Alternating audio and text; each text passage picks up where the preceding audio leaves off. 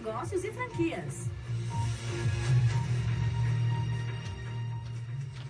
Oi, gente, tudo bem? Estamos aqui mais uma vez com o nosso programa Papo de Negócios e Franquia. É o nosso 31º programa. A gente está comemorando aí atingida essa meta aí dos 30 primeiros programas. E para isso a gente trouxe aqui a cereja do bolo, né, o Felipe? Trouxemos aqui... Convidado especialíssimo, o presidente da ABF, Associação Brasileira de Franchising. Foi difícil conseguir, um cara super ocupado. Estava entre ele e Obama e conseguimos ver. Aliás, obrigado por você ter aberto sua agenda aí. Eu que agradeço. Foi muito legal, porque a gente sabe que você é corrido, você vem lá do interior, né? De, como é que chama? Rio Claro. Rio Claro. A gente fala que a gente é VIP, vindo do interior paulista. Né? Mas, olha, é um prazer todo meu, né? O Paulo, até estávamos falando aqui, precisamos fazer um programa para o Paulo, né? Porque está há 30 anos no franchise, conhece tudo, né?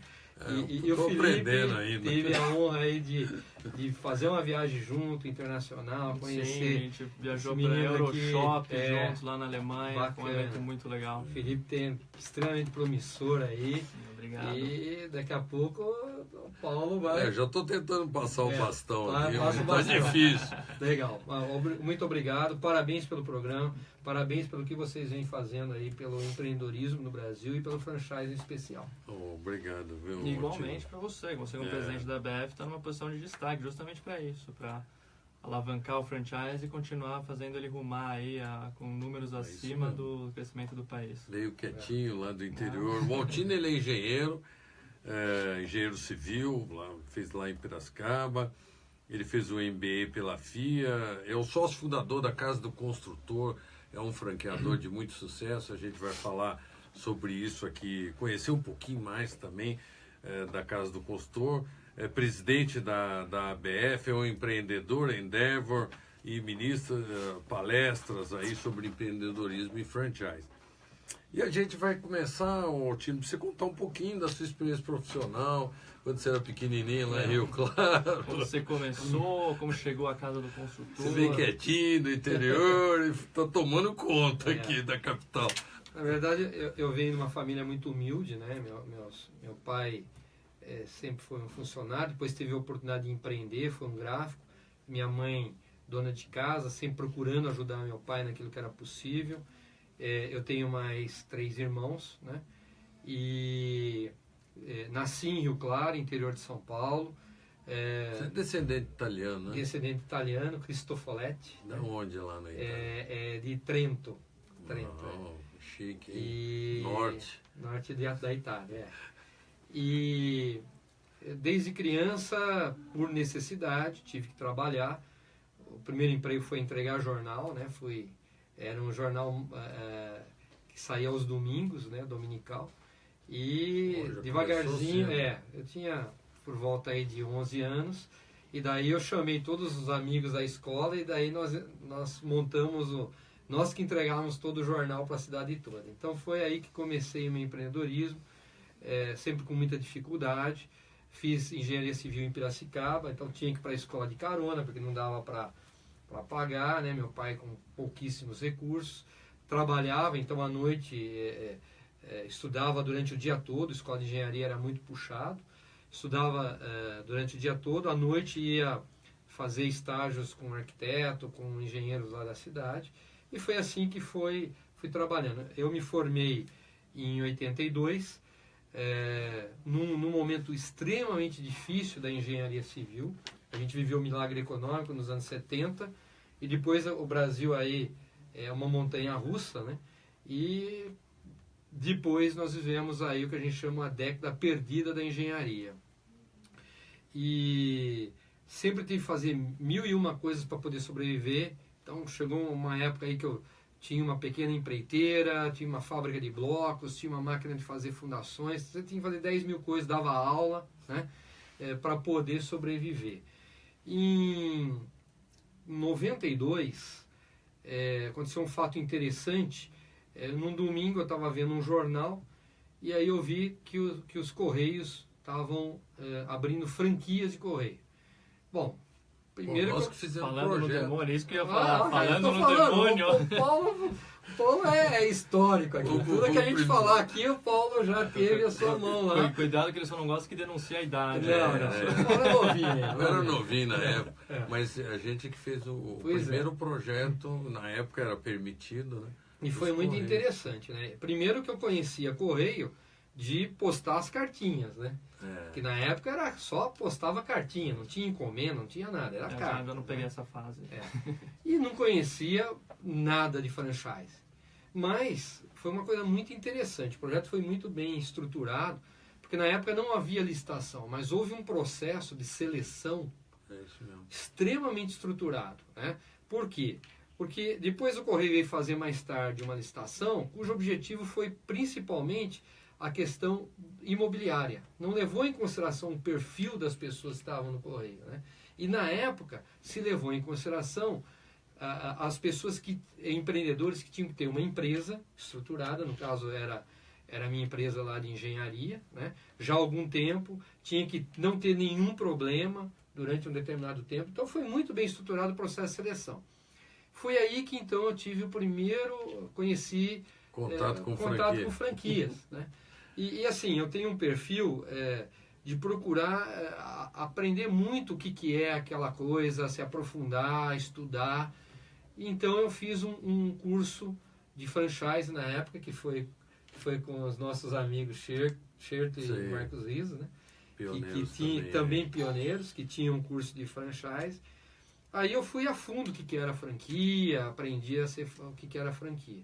E em 93, junto com um amigo, engenheiro também, o Expedito, também de Rio Claro, as famílias são muito amigas desde a infância, nós abrimos a Casa do Construtor.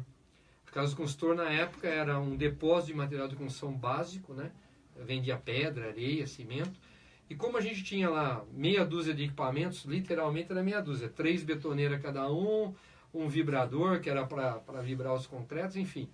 A gente colocou isso para alugar. Só que a gente tinha um problema grande. A gente não tinha nome, não tinha crédito e ninguém sabia o que era alugar equipamentos. Então as pessoas chegavam para comprar o cimento, a areia e queriam emprestado a betoneira, queriam emprestado o vibrador. Né? Então foi um momento bastante difícil no início lá, de conquistar os clientes, né? E daí, com o curso que eu fiz de franchise, nós estruturamos a primeira franquia, foi muito pioneiro, né? A franquia de aluguel de máquinas para construção civil na época. Foi um pioneirismo, né?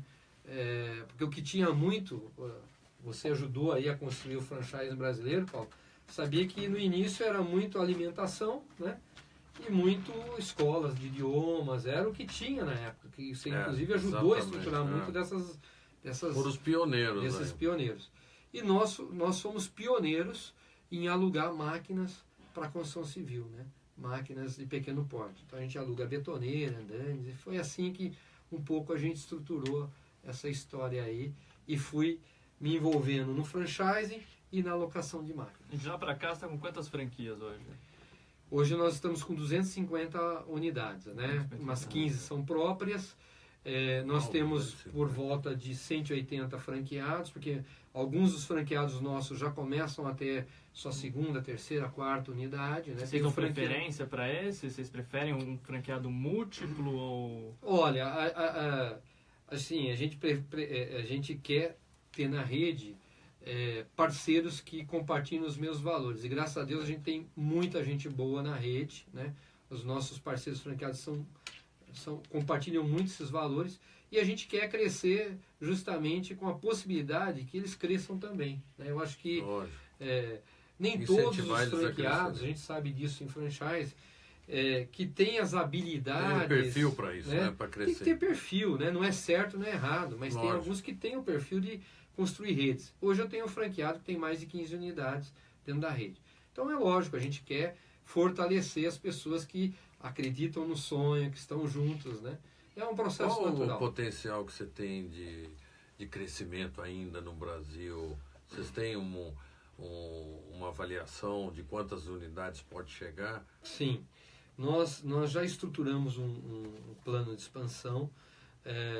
nós queremos chegar a 1.000 unidades, né, com essa modelagem. E é só um modelo de franquia? Não, agora a gente está lançando um segundo modelo. Ah, tá. Eu queria entender isso. Quais são os modelos? Isso. Esse modelo é o que aluga toda a linha de máquinas e equipamentos de pequeno porte, desde o início de uma construção até a jardinagem, limpeza, né? Então a gente fica na obra o tempo todo e depois que termina a obra a gente também continua fornecendo uma escada, uma VAP, uma máquina para fazer jardinagem.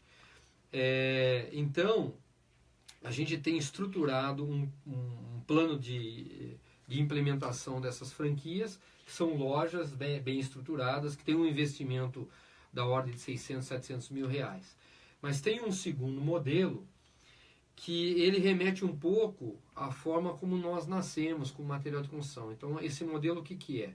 São cidades que têm população abaixo de 40 mil habitantes. Então, a gente vai pegar muito o interior do Brasil, né, com essas cidades.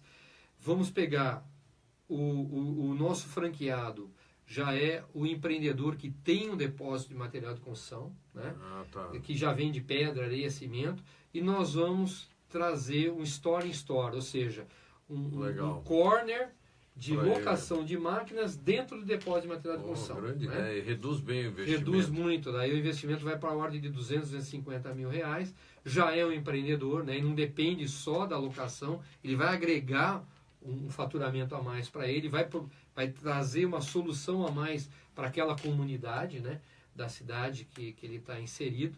Então estamos começando agora uma em Paraty. Você criou essa categoria de aluguel de equipamento? Você está no Oceano Azul ou você tem concorrente?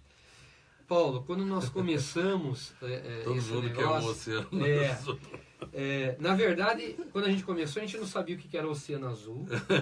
Né? A gente queria sobreviver. Essa é a grande verdade. Todo mundo começa assim. Então a gente tem que ser. A gente não fez um business plan, viu lá quanto que ia dar, Não, a gente queria era sobreviver, né? Mas o que a gente sabia fazer era engenharia, era ter contato com os construtores, é isso que a gente sabia fazer. Então, quando a gente estruturou a casa do construtor, o nosso sonho grande era ter uma rede de lojas ali na região nossa, né? Era ter 15, 20 lojas, né? E como não tínhamos dinheiro, a gente começou esse negócio com $8.000, na época que o dólar era 1 para 1. Então era 8 mil, 10 mil reais, né? Num negócio que é de capital intensivo. Então foi muito cara e coragem, né?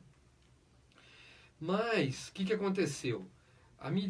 O primeiro franqueado, a gente só conseguiu fazê-lo em 1998. Então foram 5 anos para estruturar o negócio, abrir uma segunda loja em Araras para testar o modelo. Ou seja, você mesmo teve aprendizagem nós não tínhamos dinheiro, grana para poder estruturar. Então a gente comprava livro, participava de um cursinho ou outro, lia muito, né? E fomos assim, durante o dia não dava para os dois estarem no negócio, então o expedito ficava lá no dia a dia. À noite a gente ia manualizando os processos. Então, como é que ele atendia, o que a gente podia melhorar, né? Começamos com um softwarezinho que era no DOS, né? Não tinha nada na época. E devagarzinho nós fomos estruturando o processo. Na época que existia, eram grandes empresas que alugavam grandes máquinas para Camargo Correia, para as grandes construtoras. Só para pensar. Eles alugavam por mês, era um lugar escondido, um barracão, que parecia mais uma oficina mecânica, né? E aí nós trouxemos um conceito totalmente novo, né? Eu tive acesso a uma revista nos Estados Unidos sobre locação de máquinas e a gente viu que o pessoal tinha uma loja para alugar máquinas lá, né? Então a gente também fez a lojinha aqui no Brasil, né? Paredes brancas, começamos a alugar. Como a gente alugava coisa pequena, não dava para alugar por mês, né? Os caras que precisavam fazer uma concretagem no final de semana. Então a gente começou a alugar por dia, por semana, por quinzena. Então a gente introduziu uma série de inovações que na época a gente nem tinha muita noção que era inovações disruptivas, porque na época foi muito disruptivo, né? Mas era o que a gente queria e conseguiu ver e fazer, né? E aí foi devagarzinho, mostrando para o mercado que alugar máquinas de pequeno porte podia ser um negócio bom, né? Tanto é que a gente começou a ser um modelo para as pessoas, né? E hoje a gente estima que são mais de 6.000 unidades, muitas começadas por famílias, né? Espalhadas para o Brasil inteiro, que fazem a locação, né? Tem poucas redes no Brasil de locação de máquinas. O franchising, nós fomos pioneiros e únicos até 2010, 12, aí que surgiram as primeiras franquias, né, além da nossa de locação, mas com uma modelagem um pouco diferente.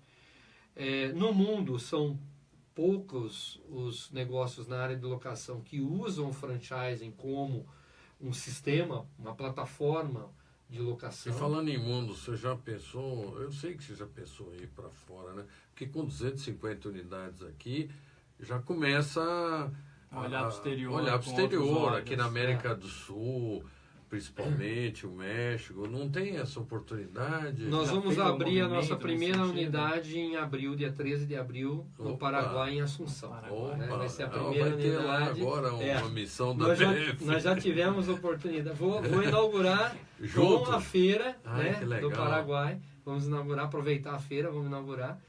E eu sei, Paulo, que você é um extremo defensor da internacionalização, né? Defendo mesmo. A Global contribuiu muito com a internacionalização do franchising aqui no Brasil, né? Eu sou testemunho disso. E nós vamos então, Felipe, legal. fazer essa primeira unidade. É um empreendedor jovem, né? O Gino, com um brilho nos olhos, assim, é bacana, né? Que legal. Num país que também não tem muita cultura da locação.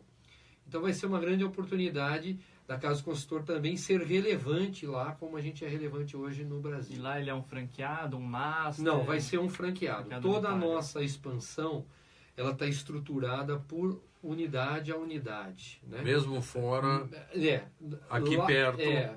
Lá a gente tem um compromisso, assim, estabelecemos um alinhamento que o Gino depois vai abrir outras unidades, mas... Eu acho excelente essa estratégia. A gente tem orientado franqueadores brasileiros a não fazer master aqui perto, porque você tem um risco muito alto de colocar um intermediário aí tomando conta de um país. E você pode vender franquia unitária aqui, dar supervisão, suporte, Sim. e pensando num desenvolvedor de área lá, um franqueado que se torna múltiplo. Né? É um pouco nessa linha mesmo. Eu acho que é a melhor estratégia. E você pensando, por exemplo, em suporte, né? Assunção às vezes é mais perto e um custo Sem menor dúvida. do que você dar suporte nesse Brasil tão diverso e tão de uma extensão. Mas me responde uma curiosidade, qual é o percentual do valor de um bem, de um equipamento seu, em relação ao valor do aluguel quando você calcula ele mensal? Eu sei que você pode vender diária, etc. Mas só para eu ter uma ideia, se for mensal, um equipamento que custa 10 mil, quanto vai ser o aluguel? Ele depende Tem muito... uma fórmula? Não, tem uma fórmula, a gente foi desenvolvendo, inclusive os estudos de precificação mais estruturados a gente vem desenvolvendo, né, com a ajuda de mentores aí especializados, mas existe sim uma fórmula de precificação. Ele depende muito de cada família de equipamentos, né, porque depende muito do quanto esse equipamento vai durar, né? Lógico. Então, você pega uma betoneira, né? A betoneira que tem hoje um custo aí da ordem de 3 mil, em torno disso, né? Você consegue alugar por mês em torno aí de 200, 250 reais, depende muito do mercado, do Daria local. uns 6%. Mais ou menos, mais ou hoje menos. é um pouco mais ou Eu menos. pensei que era menos, eu pensei que era uns 3%. Não, depende do equipamento. Equipamentos que às vezes tem uma vida mais longa, então você pode ter... Quando a vida útil é mais curta... menor, você tem que recuperar Quanto que é a esse vida equipamento. útil de uma betoneira? A betoneira, assim, depende muito da forma como você faz a manutenção do equipamento. Então a gente tem todo um processo, né? Nos últimos anos, a gente trouxe para a franquia, isso também foi inovação, o Lean, né? O processo Lean, que é muito usado na indústria, né? Quem ajudou a desenvolver muito o Lean foi a Toyota, né? Com o sistema Toyota é o sistema Lean, né? O Lean É um processo de rever os processos para eles ficarem, todos os processos ficarem muito enxutos, né? E conectados um com o outro, né? Então, nós trouxemos para a franquia da Casa Consultor nos últimos anos, né? Todo o Lean. Isso ajuda muito também ao processo de manutenção e eficiência. E aí a gente consegue uma duração muito maior, né, nos equipamentos. Então uma betoneira pode durar aí 6, 7, às vezes 10 anos, né? Depende muito. Eu estava te perguntando isso porque a gente tem orientado... em comprar a franquia, quer saber a margem. Não, a gente está orientando muitos franqueadores a não comprar, a fazer o franqueado comprar equipamentos, principalmente quando o equipamento tem uma obsolescência rápida ou um investimento muito alto, para poder minimizar esse investimento e o risco do franqueado, conseguir ou que o fornecedor alugue ou que ele mesmo crie uma empresa de locação de equipamentos. E a gente já está fazendo isso com alguns clientes. Sim. E realmente aí esbarrou para a gente saber qual era a fórmula de cálculo da locação. De repente, isso que eu queria aprender um pouquinho. De repente a Casa Consultor pode ser o locador das outras franquias, entendeu? Pode ser. Ou, de repente, mas não é só hoje a gente tem uma especialidade muito grande na área de máquinas para construção civil, né? Que foi o início, onde a gente mas se especializou. Mas você pode abrir para outros... Mas nada impede. Hoje a gente tem software de gestão, a gente tem logística, porque... Isso é legal. Porque locação de bens móveis, você sempre vai ter uma logística reversa, né? Você tem que levar e trazer o bem. Depende muito do tipo de negócio. Às vezes você tem equipamentos que vão ficar instalados lá. Mas nada impede da Casa Consultor, ela vem se especializando muito na locação de bens móveis, né? Agora com locação de máquinas e equipamentos para construção civil, mas nada impede da gente observar os negócios. E os nossos franqueados estão prontos para isso também. Perfeito. Eu vou aproveitar, a gente mencionou, eu vou roubar essa pergunta sua aqui, tá? Pode fazer. Depois pega aí um material, você vai falar do setor um pouco. Sim. Aí. O pessoal da BF aí trouxe... Mas aproveitando a nossa ida para o Euroshop, completou um ano agora, recentemente, né? E lá a gente viu muita inovação, como o varejo está mudando, as tecnologias... Muita ruptura. E fica aquela dúvida, como o franchising, que é um modelo que tem diversos stakeholders, e por isso as inovações acabam sendo mais vagarosas, como ele vai ser impactado por essas inovações. Então o pessoal vê assim, o varejo versus o e-commerce, os serviços versus aplicativos, como as novas tecnologias vão impactar e como o franchising está se renovando e mudando para se manter ainda em voga. Exatamente. Foi muito bacana a nossa experiência, né, lá na Euroshop, né? A gente está muito acostumado a ir na NRF, ir na Euroshop, né? A Euroshop a gente vê que as coisas já estão colocadas de uma forma mais prática, né? Sim. Lá, né, enquanto a gente vê na NRF as tendências, né? E lá a gente já vê a coisa aplicada, né, Paulo? Exatamente. Aqueles 14, 15 pavilhões que a gente ficou 3 dias andando direto lá, maravilhoso, né? Quando a gente começou o franchise, a gente falava que o franchise era um canal de distribuição, né? Lembra, Paulo? Quando você dava aula lá, tá no meu livro. Canal de distribuição, tá no livro do Paulo. Hoje, para mim, eu tenho muita clareza que o franchise não é mais um canal de distribuição, ele é um sistema, ele é uma plataforma, né?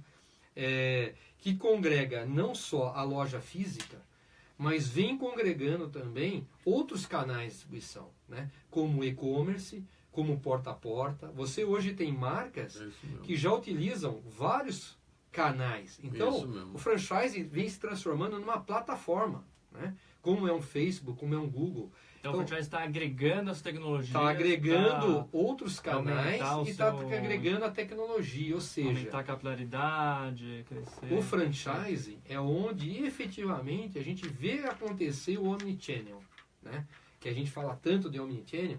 Mas o franqueador tem que perceber isso. Tem que perceber, tem que evoluir para isso, né? E entender e o franqueado também. Que o franqueado, também. esse andar, né? Essa jornada, ela depende da conscientização de todo o sistema, né?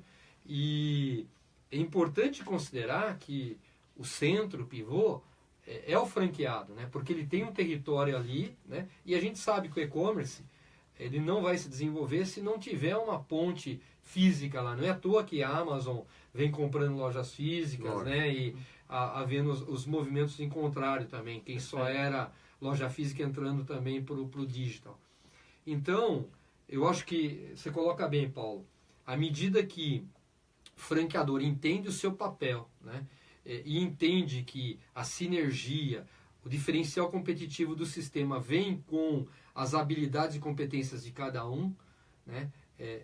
E coloca o franqueado lá na ponta para integrar todos esses canais, eu não tenho dúvida que a plataforma se consolida e a gente tem um desenvolvimento grande, né? Então, eu tenho clareza que é um processo, né? E esse momento que a gente teve aí desses últimos 3 anos de profundo desafios, né? Para todas as empresas, né? Desse ambiente de negócio extremamente adverso, fez com que todos nós repensássemos os nossos negócios, né? E o franchising ficou muito atento a essas mudanças. Tanto é que na última pesquisa que nós fizemos sobre inovações, foi uma pesquisa bastante profunda, junto com a Confederação Nacional do Serviço e também um pessoal especializado em pesquisas, né? A gente percebeu que o franchising ele teve um desempenho extremamente positivo agora no último ano, que a gente cresceu 8%, em função das inovações, que não foram inovações disruptivas, né? Foram inovações incrementais. E inovações que passaram pelo produto, todo mundo repensou o seu portfólio de produto, seu menu, não é? Passou pelos processos, a Casa Consultor, por exemplo, foi lá trazer o Lean, né, da indústria para ser mais enxuta, mais conecta, né?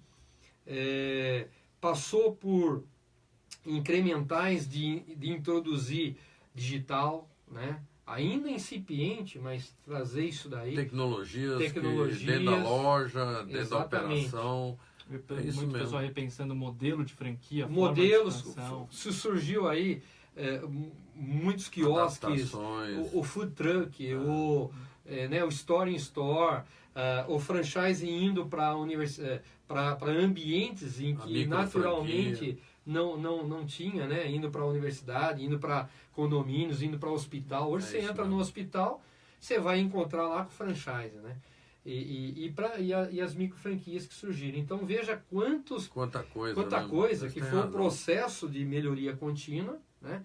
Incremental, que fez com que o franchising, né? Passasse por essa situação extremamente adversa, não como uma bolha, sofreu muito, né? Nós tínhamos, antes dessa crise toda, mais de 3.300 marcas no Brasil. Hoje são 2.800. Né? É um processo natural? É natural. É saudável. É saudável. Né? Hoje, se a gente for comparar, Paula, você conhece muito bem isso, né?